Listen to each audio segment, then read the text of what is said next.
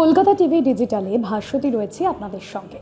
পশ্চিমবঙ্গের বিভিন্ন জায়গায় যে বিদ্যুৎ বিভ্রাট পরিস্থিতি, অনেক সময় দেখা যায় যে আমরা যে মিটার বা যতটুকু বিদ্যুৎ ইউজ করছি তার থেকে বিল বেশি আসছে, এবং সেক্ষেত্রে দেখা যাচ্ছে যে অনেক জায়গায় এই বিল নিয়ে একটা সমস্যা হয়।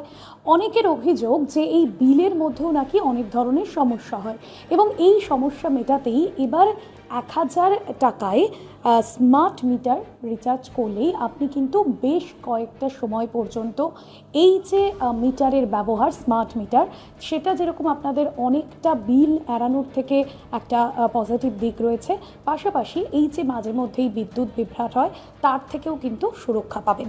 এবার কি থাকছে, যে মূলত মোবাইল ফোনের সিম কার্ডের সঙ্গে এটা একটা কাজ করে, নির্দিষ্ট ব্যালেন্স থাকে যা বিদ্যুৎ ব্যবহারের সঙ্গে সঙ্গে কমতে থাকে। অর্থাৎ আপনাকে এই 1000 টাকার রিচার্জটা কিন্তু মোবাইলে করতে হবে, এবং মোবাইল রিচার্জে আপনি যখন কথা বলেন, আপনি যখন ডেটা ইউজ করেন, সেটা যেরকমভাবে কমতে থাকে সেরকমভাবেই এই বিদ্যুৎ যখন আপনি ব্যবহার করছেন, আপনি ফ্যান চালাচ্ছেন, এসি চালাচ্ছেন, যাবতীয় আর যা বিষয় রয়েছে সেগুলো চালাচ্ছেন, এবার কিন্তু সেই যখন চালাচ্ছেন সেই যে ব্যালেন্সটা সেটা কিন্তু আপনার মোবাইল ফোনের ব্যালেন্স থেকে কমছে। আর কি বিষয় রয়েছে এবং কত ইউনিট কাটা গেছে বিদ্যুৎ, কত ইউনিট কোন জায়গায় কাটা গিয়েছে, এই সবটা কিন্তু সেখানে লেখা থাকে পুঙ্খানুপুঙ্খভাবে, এবং সে মতোই কিন্তু বাকি বিষয়টা হয়।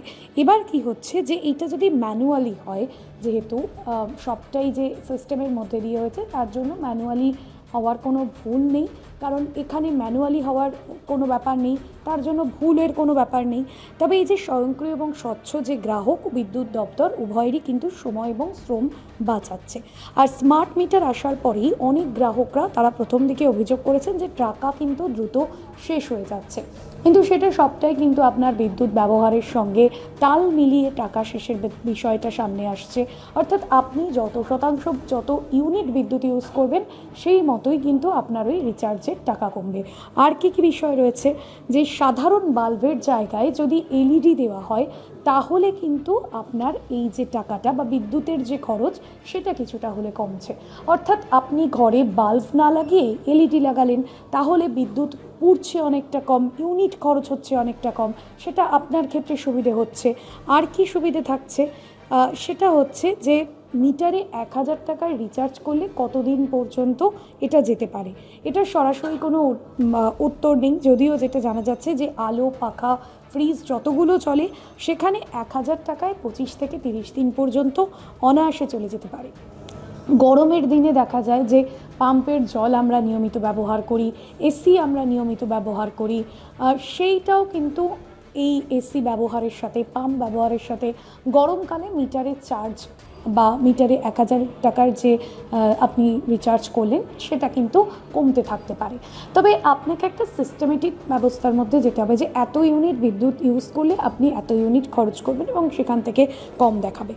তবে এই উদ্যোগটা কিন্তু মূলত দেখা যাচ্ছে যে নির্দিষ্ট সংখ্যায় বেঁধে না দিলেও মানুষের ওপর যাতে বাড়তি চাপ তৈরি না হয় তার জন্যই এই ব্যবস্থা আনা হয়েছে।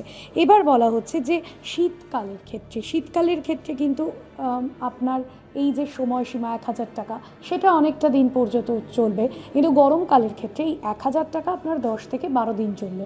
অর্থাৎ আপনি এসি চালাচ্ছেন প্রত্যেক দিন, আপনি ফ্যান চালাচ্ছেন, ফ্রিজ ইউজ করছেন, সেক্ষেত্রে যে ইউজগুলো হচ্ছে তার জন্য কিন্তু 10 থেকে 12 দিনের মধ্যে আপনার এই রিচার্জের টাকা শেষ হয়ে যাচ্ছে।